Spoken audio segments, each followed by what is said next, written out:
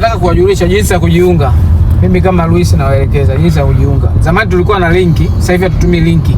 Sasa hivi utanipigia simu face to face, iwe WhatsApp, iwe local call, ili tuweze kuongea. Nikupe maelekezo. Kwanza utakuwa na kitambulisho cha kujiungia, uwe umepita miaka 18 na ufuate utaratibu ambao utakaopewa. Tunahitaji nidhamu ya hali ya juu. Mtu aelewe nini anachoelekezwa na wakala wake au memba ambaye yuko kwenye taasisi. Jambo lingine nataka niongelee ada. Baadhi ya wanachama ambao wanajiunga sasa hivi akiambiwa kulipia ada, inakuwa kwake ni kipengele kikubwa sana. Ada ni jambo la msingi katika kila sehemu, lazima utalipa ada. Hata waliofanikiwa au mabilionea ambao tuko kwenye taasisi nao wanalipia ada, tofauti na wewe unapofikiria. Wanalipia ada vizuri kabisa.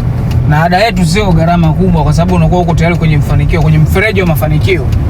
Unalipia ada kila mwezi. Kila mwezi kuna ada yake, kuna gharama yake. Yeyote anayejiunga anajua utaratibu.